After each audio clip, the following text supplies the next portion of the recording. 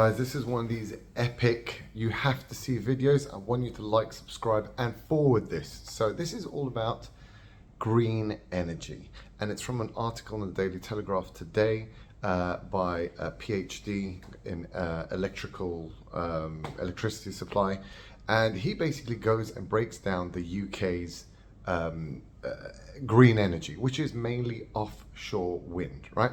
Offshore wind provides about 15% of the UK's energy, nice and green, 300 times more than the US has. 300 times more than the US has.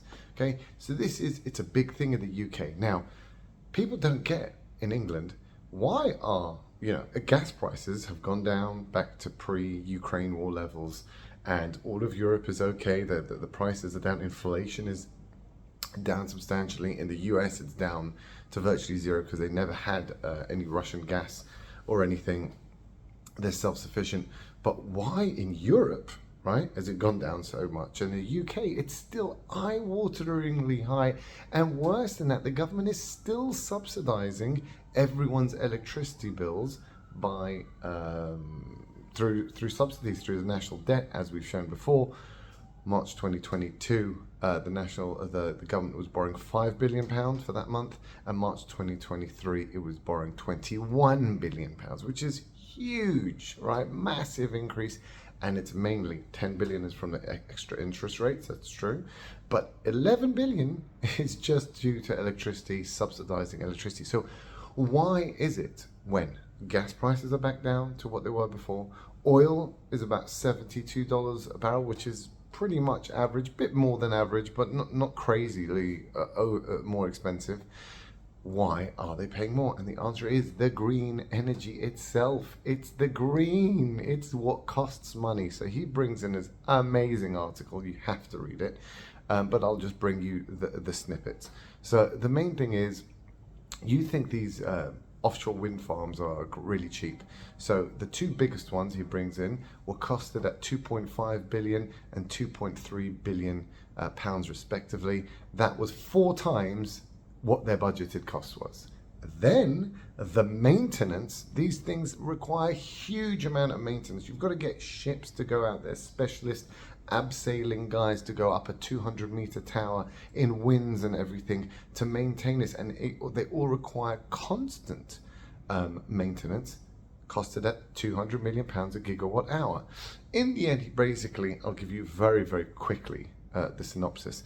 He basically says a normal gas-powered,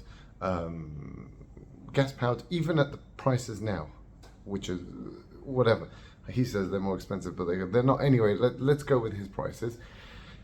£90 per megawatt hour. £90, you got that? £90 per megawatt hour. How much is it when we put in the costing, the nominal cost of the energy produced by offshore wind farms? How much?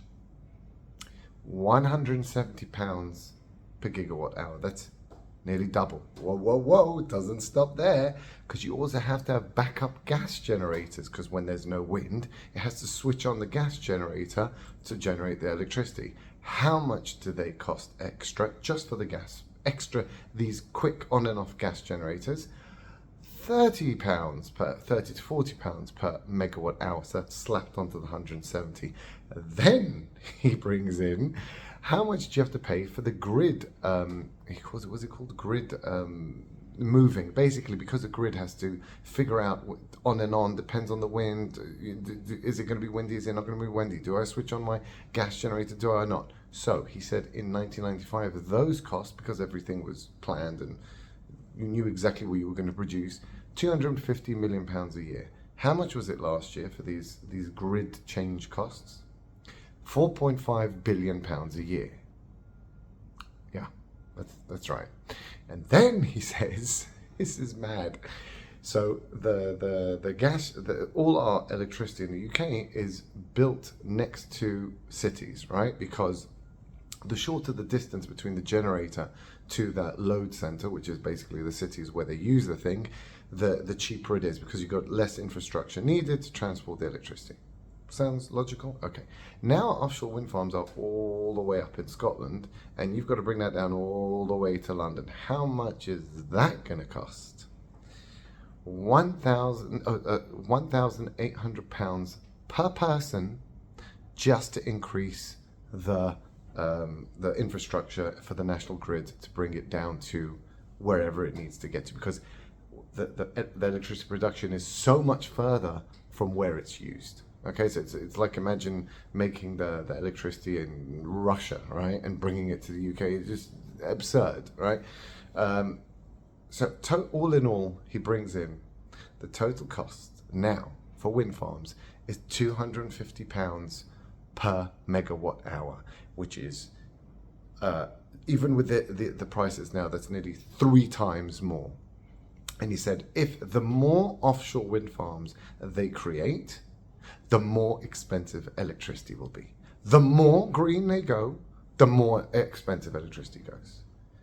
There should be riots on the streets, guys. You should be writing in. You should be telling your MPs, we don't want any part of this. You should be going, protesting on the street. We don't want any part in your insanity. Stop making us pay for something that is inefficient.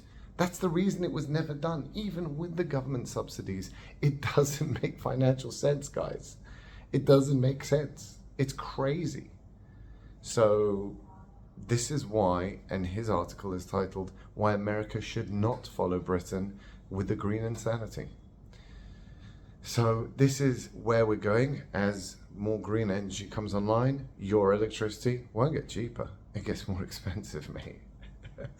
That's what happens with green energy. It just goes up and up, and then they'll blame Putin, and they'll blame this, and they'll blame and they'll bring up. The fact is, it's all green energy. Nothing to do with Putin, nothing to do with oil prices, nothing to do with any of it. Only green energy is causing energy to soar. And that, in effect, makes businesses go bankrupt, because businesses can't produce stuff. Or they just shift to the US. That's what's happening in Europe.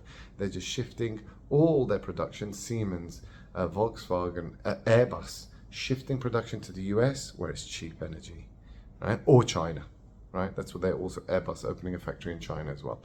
Either the US or China. China imports cheap Russian oil, and that's what you're doing. Business will go to where energy is cheapest. Okay? Thank you.